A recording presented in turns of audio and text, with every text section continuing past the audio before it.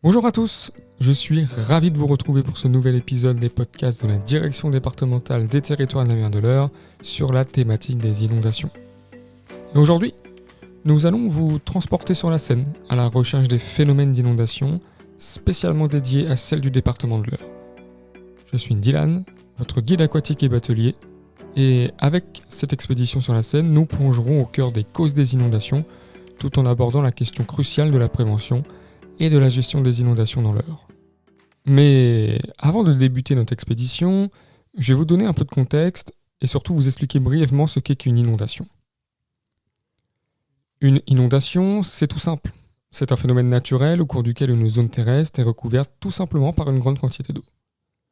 En France d'ailleurs, le risque d'inondation est le premier risque naturel par l'importance des dégâts qu'il provoque, le nombre de communes concernées, l'étendue des zones inondables et les populations résidant dans ces zones.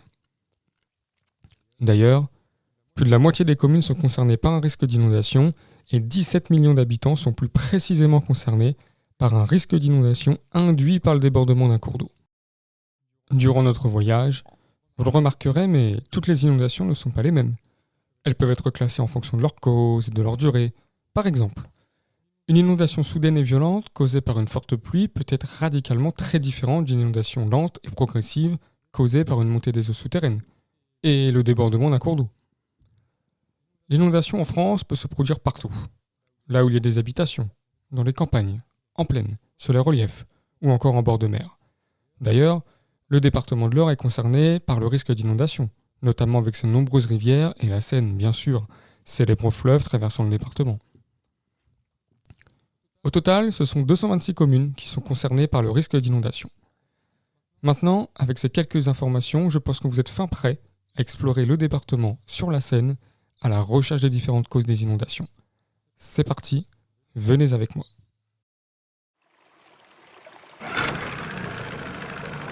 Débutons notre voyage sur la Seine. Il est toujours plaisant d'admirer la beauté naturelle de la Normandie et de ses paysages verdoyants. Il est difficile d'imaginer que des inondations peuvent se produire lorsque le fleuve est calme comme aujourd'hui.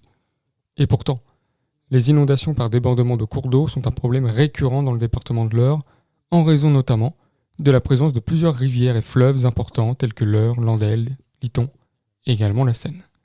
Ces cours d'eau peuvent déborder de leurs berges, provoquant des inondations qui affectent les populations locales. D'ailleurs, j'ai déjà par le passé vécu de nombreuses inondations causées par le débordement de la Seine, notamment lorsque de fortes pluies se produisent et où l'eau s'accumule dans le fleuve, entraînant une augmentation progressive de son débit. Et au fur et à mesure que le débit augmente, le niveau de la Seine dépasse la capacité normale de son lit. C'est ce qu'on appelle une crue d'ailleurs, et les conséquences peuvent être importantes. Et étant donné que l'homme s'est toujours installé au bord des cours d'eau, la Seine en est le parfait exemple.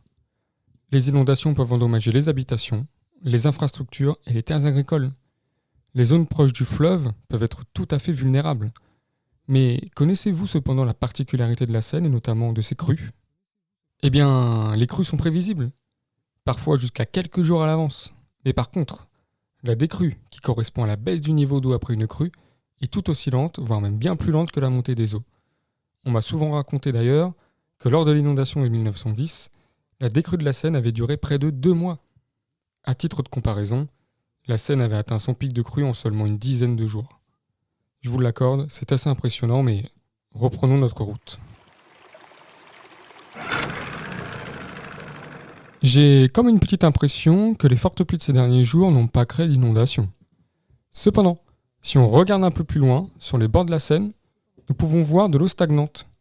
Eh bien, si j'en crois ma carte, on se trouve pile à l'endroit où sous nos pieds se trouve une nappe phréatique, c'est-à-dire un réservoir d'eau souterraine. Cette nappe peut accompagner le cours d'eau, comme c'est le cas ici, ou être liée à la géologie du secteur. Lorsque le niveau de ces nappes augmente, il peut atteindre le niveau du sol et provoquer des inondations. Comme on vient de le voir, les fortes pluies ont donc eu des conséquences, et on appelle ça ici une inondation par remontée de nappe. D'ailleurs, heureusement qu'il n'y a pas d'habitation à proximité, sinon les dégâts matériels auraient pu être importants au niveau des sous-sols et des caves. De plus, une inondation par remontée de nappe peut provoquer des problèmes de santé, à cause de l'humidité, des moisissures, et donc de la dégradation de la qualité de l'air intérieur. C'est pour cela qu'il est important de connaître l'endroit où on habite, pour éviter les mauvaises surprises. Nous venons donc de rencontrer deux types d'inondations dans l'Eure. L'inondation par débordement de cours d'eau et l'inondation par remontée de nappe. Il existe cependant un dernier type d'inondation que je souhaite vous présenter. L'inondation par ruissellement, qui est d'ailleurs le phénomène le plus spectaculaire. L'inondation par ruissellement, c'est un phénomène tout simplement qui se produit lorsque de fortes pluies tombent sur des surfaces imperméables, comme le béton, l'asphalte ou sur un sol saturé en eau. Cette dernière ne peut alors pas s'infiltrer dans le sol et s'écoule rapidement, créant des torrents.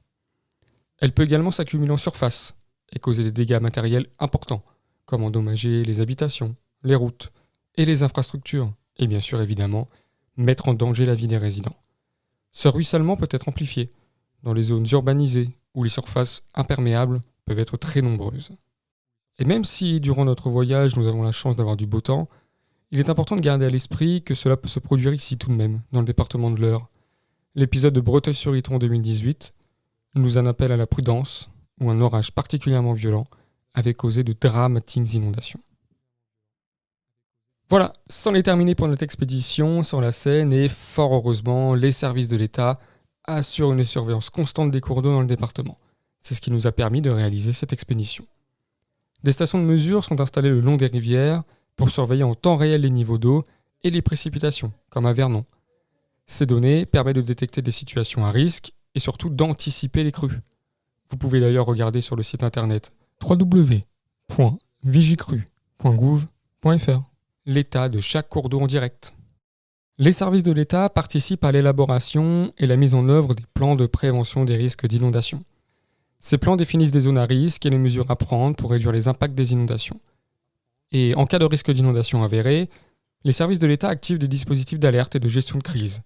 Des bulletins d'alerte sont diffusés aux populations concernées, les informant des mesures à prendre et des consignes de sécurité. Les autorités coordonnent ensuite les actions des services de secours et des acteurs locaux.